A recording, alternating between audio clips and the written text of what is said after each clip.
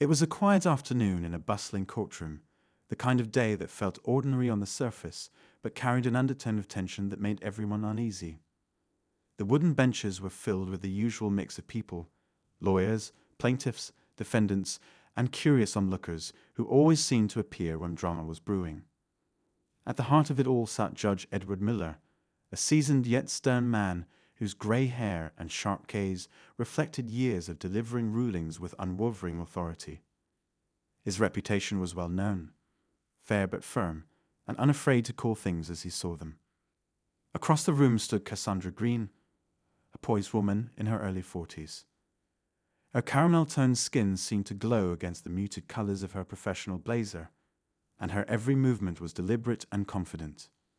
Yet, beneath her calm exterior, there was a fire, one that had been kindled over years of navigating spaces where her intelligence was underestimated and her capabilities were questioned. Today, however, was not about her brilliance or her achievements. Today, she was here as a defendant, facing what should have been a minor infraction: a parking ticket. It started simply enough. Cassandra had parked her car outside a government building while attending a meeting, only to return and find a citation tucked under her windshield wiper. She didn't think much of it at the time. People get tickets every day. But what seemed like a small matter quickly escalated when an administrative mix-up inflated the fine into an outrageous sum, forcing her to contest it in court. And now, here she was, standing in front of Judge Miller, who had no idea the storm he was about to walk into. The room hushed as the bailiff called Cassandra's name. She rose gracefully, clutching a slim folder that contained all the necessary documentation to prove her case. She walked to the podium with an air of quiet confidence, her heels clicking softly against the tiled floor. Judge Miller glanced at her over the rim of his glasses, his expression unreadable but stern. He cleared his throat, signaling the start of the proceedings. "Miss Green," he began, his voice deep and commanding, "you're here to contest a parking violation that has escalated due to unpaid fines. Do you understand the charges against you?" "Yes, Your Honor," Cassandra replied, her tone calm but assertive. "However, there's been a mistake. I have evidence here that the original citation was issued in error." Judge Miller raised an eyebrow, clearly unimpressed. "We'll get to that. First, I'll need to hear the details." As the prosecutor laid out the case, Cassandra listened intently, her expression unwavering. She had dealt with situations like this before, people assuming that her presence in a courtroom meant guilt rather than innocence. It was a familiar script, one she had learned to navigate with precision. But today, something about Judge Miller's demeanor bothered her. It wasn't just the sternness. It was the subtle edge in his tone, the way his eyes lingered on her just a moment too long. It was as if he had already made up his mind. When it was finally her turn to speak, Cassandra took a deep breath and began presenting her evidence. She outlined the events of the day the ticket was issued, explaining her reasons for parking where she did and providing documentation that supported her claims. Every word was measured, every statement backed by facts. But as she spoke, she noticed a flicker of doubt, or was it irritation, cross Judge Miller's face. He didn't interrupt her, but his body language spoke volumes. When she finished, there was a brief silence, the kind that makes the air in a room feel heavier than it should. Judge Miller leaned back in his chair, tapping his pen against the desk. Finally, he spoke. "Miss Green, while your argument is compelling, the law is clear. This court cannot simply dismiss fines based on personal accounts, no matter how well presented they are." Cassandra felt a wave of frustration rise within her, but kept her composure. "Your Honor," she said carefully, "I'm not asking for special treatment. I'm asking for justice based on the evidence." The judge's gaze hardened. "Justice is what this court seeks to deliver, Ms. Green." And then, almost as if to underscore his authority, Judge Miller issued his ruling. The fine would stand. The room fell silent again, this time with a collective sense of disbelief. Cassandra's shoulders straightened, her jaw tightening ever so slightly. She thanked the judge and turned to leave, but there was something in her eyes, a spark that promised, This wasn't over. As she walked out of the courtroom, murmurs filled the room. Some people whispered about the unfairness of the decision, while others speculated on who Cassandra Green really was. A few recognized her, but said nothing, their glances filled with quiet admiration. Outside, Cassandra stood on the courthouse steps, her phone buzzing with messages. She ignored them, her mind racing. This wasn't just about a parking ticket anymore.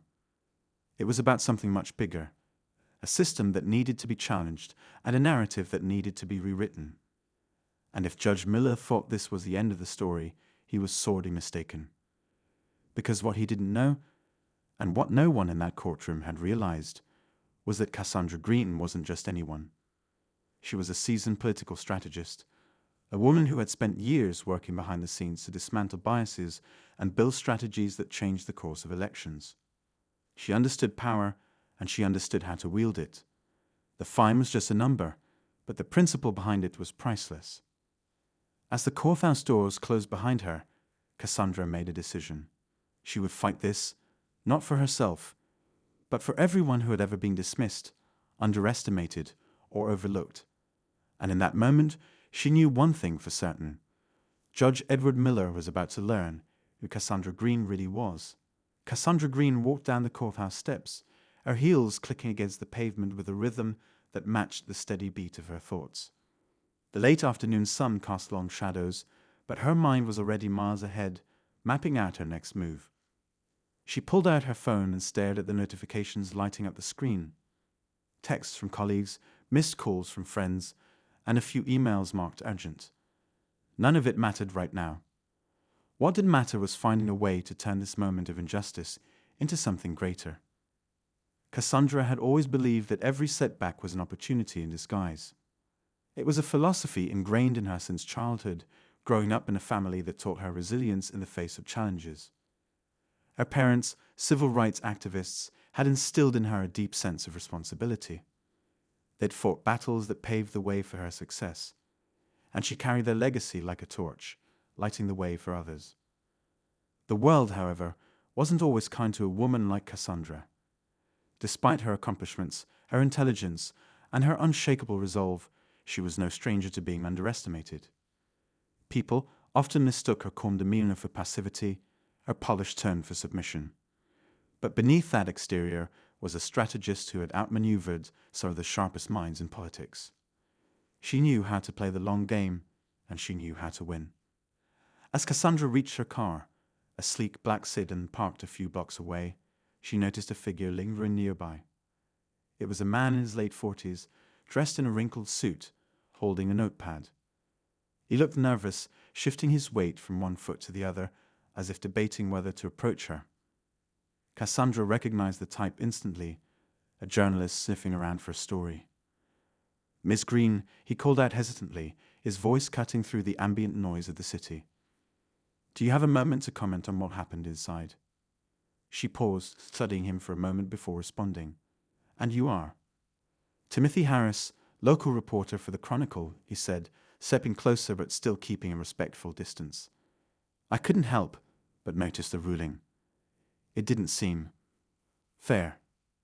Cassandra raised an eyebrow, her lips curving into a faint, guarded smile. "Fairness isn't always the priority in courtrooms, Mr. Harris. But I'm curious, why does this interest you?" Harris glanced around, lowering his voice. "It's not just about the ticket. I did some digging when I saw your name on the docket. You've got quite the background. Political campaigns, strategic consulting. You're not exactly the average person fighting a parking fine." Cassandra's expression remained neutral, but her mind was racing. She'd spent years keeping a low profile, working behind the scenes to influence change without stepping into the spotlight. The last thing she needed was her name splashed across headlines for something as trivial as a parking dispute.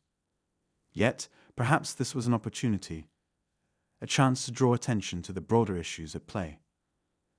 "Mr. Harris," she said, her tone measured, "what angle are you looking for in this story?" He hesitated, then straightened his shoulders as if gathering his courage. "The truth. About what happened in there, about why someone like you was treated the way you were, and maybe about what it says about the system as a whole. Cassandra considered his words carefully. She didn't trust easily, especially not journalists, but there was something earnest about Harris's demeanor. He didn't seem like the type to sensationalize. He seemed like someone genuinely searching for answers. "I'll think about it," she said finally, "but if I decide to talk, it'll be on my terms." Harris nodded, slipping a business card into her hand. "Fair enough. Call me if you're interested." As he walked away, Cassandra slid into the driver's seat of her car and sat for a moment, staring at the card. She wasn't sure if she could trust him, but she also knew that sometimes the right story in the right hands could be a powerful tool. The drive back to her apartment was quiet, giving her time to reflect. Memories of her parents surfaced, unbidden, as they often did in moments like these. She thought of her father, a preacher who had led marches for equality, and her mother, a teacher who had turned her classroom into a haven for students who felt unseen. They had taught her that every fight, no matter how small, could ripple out to create lasting change. By the time she reached her apartment, Cassandra's resolve had solidified. She wasn't going to let Judge Miller's decision stand, not because of the money, but because of the principle. This was about more than a parking ticket. It was about accountability, challenging a system that too often dismissed people who didn't fit its mold. Cassandra's apartment was a reflection of her personality, sleek, organized, and filled with books on history, politics, and strategy. She set her bag down on the kitchen counter and poured herself a glass of water, her mind already piecing together a plan. She opened her laptop and began researching Judge Miller, digging into his past rulings, his affiliations, and his reputation. What she found wasn't surprising but still troubling, a pattern of decisions that leaned heavily against people from marginalized communities. As she worked, her phone buzzed again. This time, it was a call from an old friend, Marcus Hayes. Marcus was a lawyer with a knack for taking on cases others deemed unwinnable, and he'd been a trusted ally for years. "Cass, I heard about what happened," Marcus said as soon as she answered. "You okay?" "I'm fine," she replied, her voice steady. "But this isn't over." "I figured as much," he said, a hint of a smile in his tone. "What's the plan?" "I'm still working on it," Cassandra admitted. "But I might need your help." "Always," Marcus said without hesitation. "Just say the word." They talked for a few more minutes, exchanging ideas and strategies. By the time they hung up, Cassandra felt a renewed sense of determination. She wasn't alone in this fight, and she wasn't going to back down. The next morning, Cassandra woke early, her mind already buzzing with possibilities. She reached out to a few trusted contacts, community leaders, activists, and even a couple of local politicians who owed her favors. She began to lay the groundwork for what she knew could be a long battle, but one worth fighting. What Cassandra didn't know was that her actions were already drawing attention. Somewhere across town, Judge Miller sat in his chambers, reviewing his schedule for the day. He hadn't thought much about the parking case. It was routine, another name in a long list of defendants. But when a colleague casually mentioned seeing Cassandra's name in connection with political campaigns, he felt a twinge of unease. Something about her presence in his courtroom nagged at him, like a puzzle piece that didn't quite fit. As Cassandra stepped out of her apartment that morning, ready to face whatever challenges lay ahead, she couldn't shake the feeling that this was only the beginning. She didn't know how far this fight would take her or what unexpected allies and adversaries she would encounter along the way. But one thing was certain.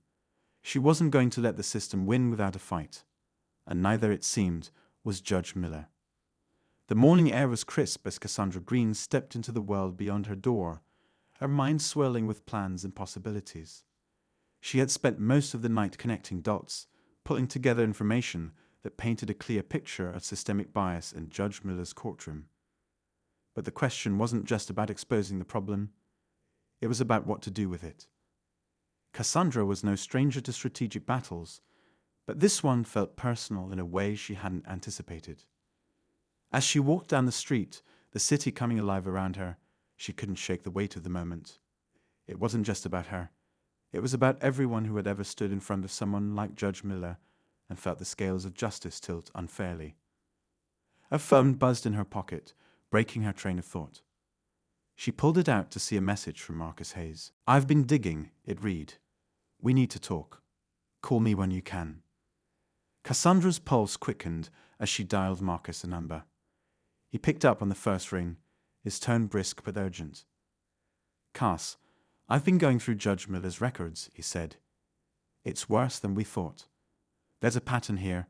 Cases where his rulings disproportionately impact people of color, cases where evidence was ignored or dismissed outright. And get this, he's up for re-election next year." Cassandra's grip tightened on the phone. "Re-election," she repeated, her mind racing. "So he's trying to maintain a tough-on-crime image." "Exactly," Marcus said. "He's been positioning himself as a no-nonsense judge who doesn't let anyone off easy. But it's not just about being tough. It's about who he's being tough on." Cassandra let out a slow breath, the pieces falling into place. "We can use this," she said. "If we can gather enough evidence to show a clear bias, we can make this public. He won't just lose credibility, he'll lose his seat." "But it won't be easy," Marcus warned. "You know how these things go. People like him don't go down without a fight." "I'm not afraid of a fight," Cassandra said, her voice steady. "We just need to be smart about it." After hanging up with Marcus, Cassandra made her way to a small cafe where she often met with colleagues and allies. As she sipped her coffee, she started drafting a plan. Step one was clear. She needed to gather more stories, more voices that could attest to the judge's bias. This wasn't just about her experience. It was about exposing a broader pattern. Her first call was to Linda Perez, a community organizer she had worked with during a mayoral campaign years ago. Linda was well connected and had a knack for finding people who had been overlooked or silenced. When Cassandra explained the situation, Linda didn't hesitate. "I'll see what I can do," Linda said. "Give me a couple of days." As Cassandra hung up, she felt a flicker of hope. If anyone could find the stories that needed to be told, it was Linda. But there was still a matter of how to present them. Cassandra needed a platform, a way to reach people who could amplify the message. And that brought her back to Timothy Harris, the reporter who had approached her outside the courthouse. Later that afternoon, she called Harris and arranged to meet him at a quiet park on the edge of the city. He had arrived with a notebook in hand, his expression a mix of curiosity and determination. "You've got my attention," he said as they sat on a bench beneath a towering oak tree. "What's the story?" Cassandra hesitated for a moment, then decided to trust her instincts. She told him about her experience in court, about the research Marcus had uncovered, and about the stories Linda was working to find. Harris listened intently, scribbling notes but never interrupting. When she finished, he leaned back and let out a low whistle. "This is big," he said. "But if we're going to publish something like this, we need to be airtight. Evidence, corroboration, everything." "I know," Cassandra said. "That's why I need your help. You've got the platform, and I've got the strategy. Together, we can make this impossible to ignore." Harris nodded slowly, his mind clearly turning over the possibilities. "All right," he said finally. "I'm in, but you need to be ready for what comes next. If we take this public, it's going to get messy." "I'm ready," Cassandra said, though a part of her wondered if she truly was. Meanwhile, back at the courthouse, Judge Edward Miller sat in his office, reviewing the day's docket. He couldn't shake the feeling that Cassandra Green was more than she appeared to be. He had seen her type before, people who thought they could outsmart the system, who thought they were above the rules. But there was something about her that unsettled him. She wasn't just confident, she was calculating. And she had left his courtroom with a look in her eye that he couldn't forget. That evening, Judge Miller received a call from a colleague, another judge who had heard whispers about Cassandra's political connections. "You might want to watch your step with this one," the colleague warned. "She's not just some ordinary defendant. She's got influence." Miller brushed off the comment with a gruff laugh, but the seed of doubt had been planted. He began to wonder if Cassandra was already working against him, plotting something that could threaten his carefully constructed image. As the days passed, Cassandra's plan began to take shape. Linda came through with a list of people who had been affected by Judge Miller's rulings: single mothers, small business owners, young men and women whose lives had been upended by what seemed like minor offenses. Cassandra and Marcus interviewed them, documenting their stories and building a case that was as compelling as it was damning. Harris, true to his word, started drafting an exposé. He worked late into the night, piecing together the narrative and verifying every detail. The more he uncovered, the more convinced he became that this was a story that needed to be told. But not everyone was pleased with Cassandra's efforts. One evening, as she returned to her apartment, she found an anonymous note slipped under her door. It was a single line, typed in bold letters. Asterisk drop it, or you'll regret it, asterisk. Cassandra stared at the note, her heart pounding. She had expected pushback, but this was different. This was personal. She folded the note and slipped it into her pocket, a resolve hardening. Whoever was trying to scare her didn't realize they were only fueling her determination. The next morning, she met with Marcus, showing him the note. He frowned, his expression darkening. This isn't just about the judge anymore, he said. If someone's threatening you, it means they're scared, and that means we're on the right track. Cassandra nodded, though a chill ran down her spine. She knew the fight was far from over, and the stakes were higher than ever. But she also knew that she couldn't back down, not now, not when so much was at stake. The system had underestimated her, just as Judge Miller had. And that, she decided, was their biggest mistake. The city hummed with a quiet tension as Cassandra Green moved through her day, each moment layered with purpose. The note left under her door had only strengthened her resolve, but she couldn't deny the chill it left behind. She kept her movements deliberate, her plans precise. If someone was watching her, they wouldn't see a woman backing down. They'd see someone preparing for the fight of her life. At Marcus's suggestion, Cassandra had begun to document everything. Every meeting, every interview, every email exchanged with Timothy Harris or Linda Perez. It wasn't paranoia, it was preparation. If her adversaries thought they could intimidate her into silence, they clearly didn't know who they were dealing with. But even as she worked tirelessly, the weight of what was at stake pressed down on her.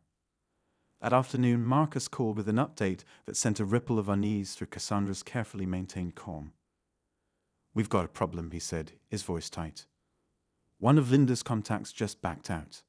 Said they can't risk their name being attached to this. Sounds like someone's been putting pressure on them." Cassandra clenched her jaw, her mind racing. "Who?" she asked. "Who's pulling the strings?" "Don't know yet," Marcus admitted. "But it's not just one person. This feels coordinated." The thought that Judge Miller or his allies might be moving against her didn't come as a surprise, but the speed and reach of their tactics were unnerving. Cassandra took a deep breath, forcing herself to think strategically. If they were trying to silence her witnesses, it meant they were worried. And if they were worried, it meant her plan was working. "We'll adjust," she said firmly. "If someone can't go on record, we'll protect their identity, but we keep their story." "Agreed," Marcus said. "But watch your back, Cass.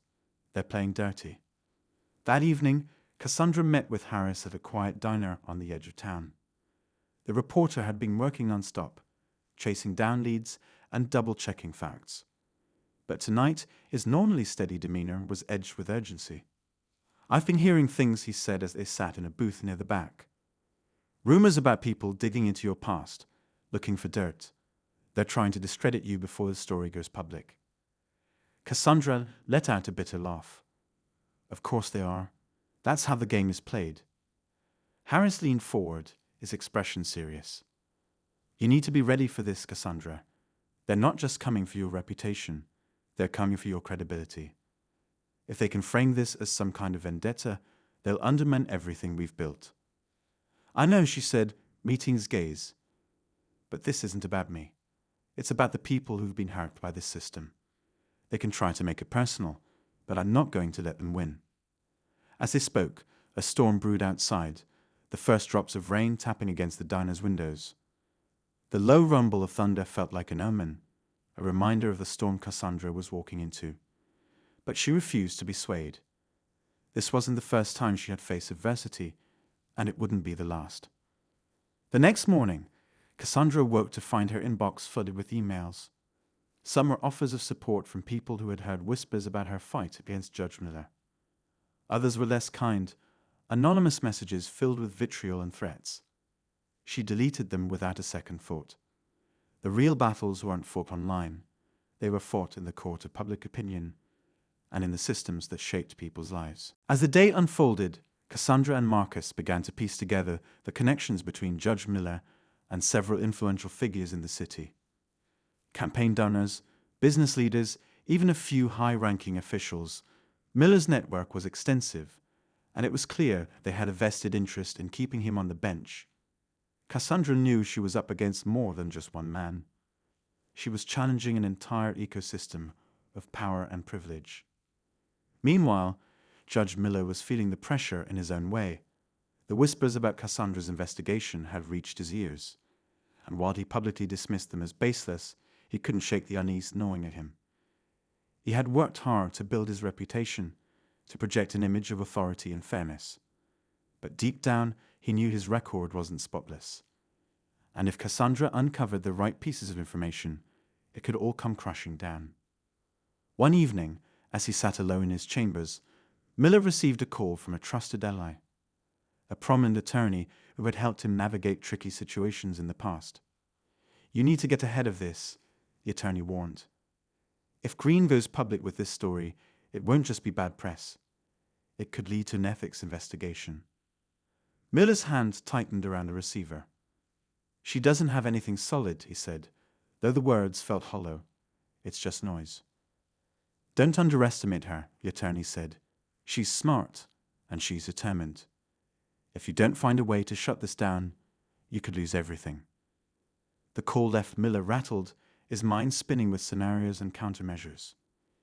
He had spent years cultivating his power, and he wasn't about to let someone like Cassandra Green take it away. Back at her apartment, Cassandra was finalizing the next steps of her plan with Marcus and Linda. They had decided to host a community meeting, inviting people to share their experiences with Judge Miller and the justice system as a whole.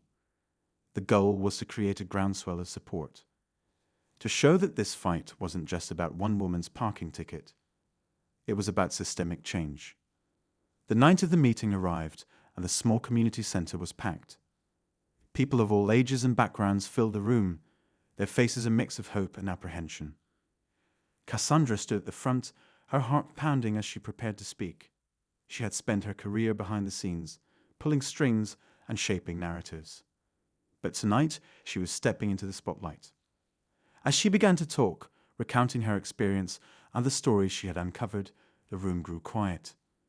Her words were measured but powerful, each one resonating with the crowd. By the time she finished, the tension in the room was palpable. People began to stand, one by one, sharing their own stories of injustice and unfair treatment. The energy in the room shifted, growing from frustration to determination. But even as Cassandra felt the momentum building, she couldn't ignore the shadows lurking at the edges of her fight. The anonymous threats, the pressure on her witnesses, the smear campaigns, they were all signs that the real battle was yet to come. And as the night wore on, she realized that the stakes were higher than she had ever imagined. This wasn't just about Judge Miller anymore. It was about challenging an entire system, and the forces that would stop at nothing to protect it. The energy from the community meeting lingered in Cassandra's mind as she walked home that night. For the first time in weeks, she felt a sense of collective strength. It wasn't just her and a handful of allies against the system. It was an entire community beginning to stand together. But even as she replayed the night's powerful moments, a small voice in her mind whispered caution. This fight was far from over, and victories like tonight often provoked stronger retaliation. Her phone buzzed, snapping her out of her thoughts. It was Marcus. His voice on the other end was low and urgent. "Cass, we've got a problem," he said. "Linda just called me. One of the people who spoke at the meeting tonight. They got a visit from someone claiming to be law enforcement, asking questions about us, about what we're doing." Cassandra stopped in her tracks, her breath catching. Law enforcement, she repeated. Did they show any ID? No, Marcus said. And that's the thing. This doesn't feel official. It feels like someone trying to intimidate them. Whoever it was told them to stay away from you, said it wasn't worth the trouble. Cassandra's mind raced. This wasn't just about quieting a few voices anymore. This was someone actively trying to dismantle her efforts before they gained more traction. It was a level of interference that suggested they were closer to the truth than she'd realized.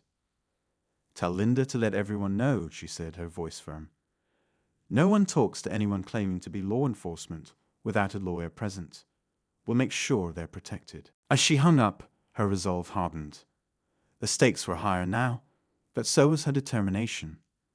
If someone was willing to go this far, it meant they were scared. And if they were scared, she was getting close to something that could make real waves.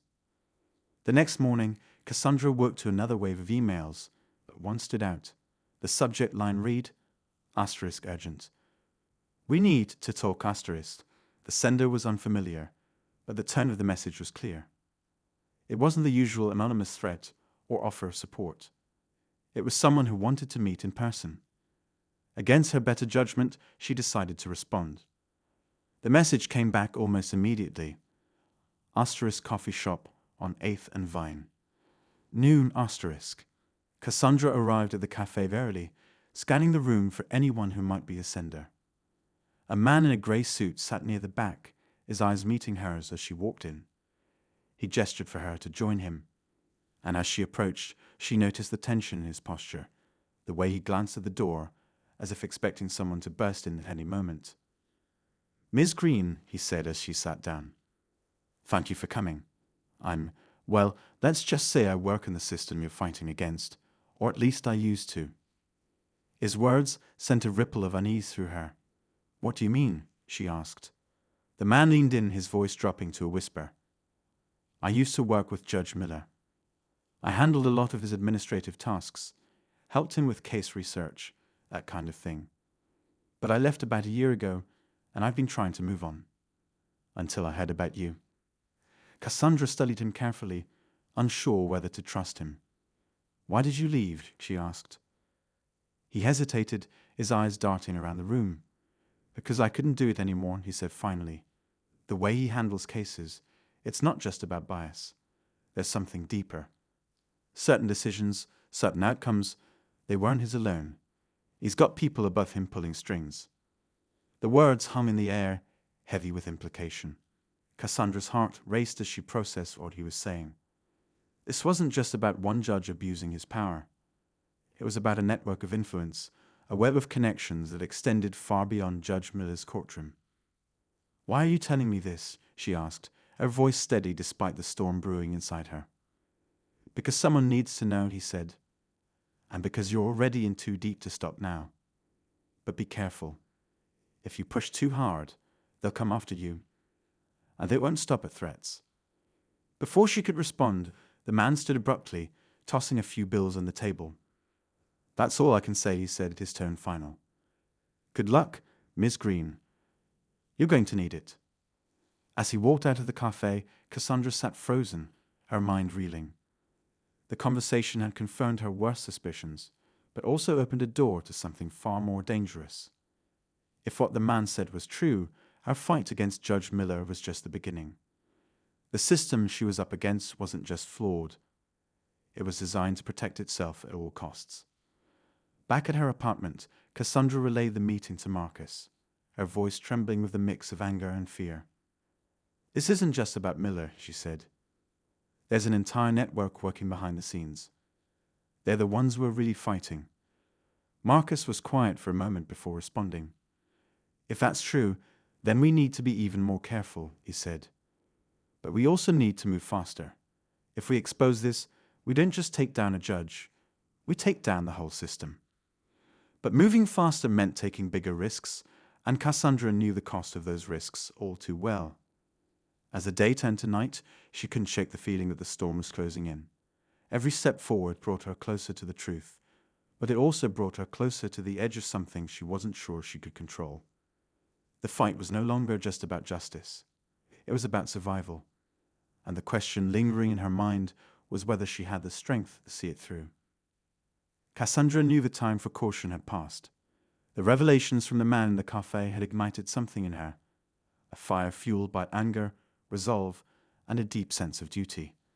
The stakes were higher than she'd ever imagined, and if the system was this entrenched, exposing it required a bold, calculated move. With Marcus and Linda's help, she planned one final push. A press conference where they would release everything they had gathered. Every testimony, every document, every connection. It was a risky strategy, but it was the only way to force the system's hand. As the day of the conference approached, the tension around Cassandra's team grew palpable. Witnesses began to back out, citing fear for their safety. Anonymous threats increased, and Cassandra couldn't shake the feeling that she was being watched. But instead of deterring her, these obstacles only reinforced her belief in the importance of their work. Marcus worked tirelessly to secure a venue, and Linda reached out to trusted journalists, ensuring the event would have maximum impact. The morning of the conference dawned grey and overcast, the kind of weather that seemed to mirror Cassandra's mood. She arrived at the venue early, her heart pounding as she stepped into the room. Cameras were already being set up, reporters milling about, their expressions a mix of curiosity and skepticism. Cassandra glanced at Marcus and Linda, both of whom gave her encouraging nods. This was it, the moment they had been working toward. As Cassandra took the podium, the room fell silent. She began by recounting her own experience, the story that had started it all. But as she spoke, her voice steady and clear, she transitioned to the larger picture. She laid out the patterns they had uncovered, the web of influence connecting Judge Miller to powerful figures in the city. Each revelation drew audible gasps from the audience, the weight of her words impossible to ignore. Just as Cassandra was about to introduce the final piece of evidence, a set of emails linking Miller to a prominent developer known for backroom deals, the doors at the back of the room burst open. A group of men in suits entered, their presence commanding attention. The room erupted into murmurs as one of them stepped forward, flashing a badge. He identified himself as an investigator with the Department of Justice. "Ms. Green," he said, his voice calm but firm. "We need to speak with you privately." Cassandra's heart skipped a beat. For a moment, she thought it was over, that the system had found a way to silence her at the 11th hour. But then the man turned to the audience, addressing the reporters directly. "We've been conducting an independent investigation into allegations of corruption within the local judiciary," he said. "What Ms. Green has presented today aligns with our findings. As of this morning, Judge Miller is under federal investigation, and warrants have been issued for several of his associates." The room exploded into chaos, reporters shouting questions, cameras flashing. Cassandra stood frozen, the weight of the moment sinking in. She had prepared for resistance, for retaliation, but she hadn't expected this. The DOG's involvement was a game-changer, one that shifted the narrative in her favor. As the crowd buzzed with energy, the investigator leaned closer to Cassandra. "You've done good work," he said quietly, "but be careful. Not everyone on our side can be trusted." The warning sent a chill down Cassandra's spine, but she didn't have time to dwell on it. The reporters were already surrounding her, microphones thrust forward, their questions blending into a cacophony of voices. She answered as best as she could, her composure unwavering even as her mind raced. The battle against Judge Miller might be over, but the war against the system was just beginning. In the days that followed, the fallout was immense. Judge Miller resigned amid mounting pressure, his once impeccable reputation in shambles. Several high-ranking officials were implicated in the scandal, their connections to Miller and his schemes laid bare. Cassandra became a reluctant figurehead for the fight against corruption, a name synonymous with resilience and justice. But even as she celebrated the victory, Cassandra couldn't shake the feeling that something was off. The DOG's intervention had been almost too timely, their investigation too convenient. It wasn't until weeks later, when she received an unmarked envelope in the mail, that her suspicions were confirmed. Inside was a single photograph. Judge Miller shaking hands with a man Cassandra didn't recognize. On the back was a note. Asterisk, the game continues, asterisk. The realization hit her like a punch to the gut. The system she had fought so hard to expose was still intact, its players simply shifting their strategies. Her victory, while significant, was just one battle in a much larger war. As she stared at the photograph, a mixture of frustration and determination coursed through her. If they thought she would stop now, they didn't know Cassandra Green. This was just the beginning.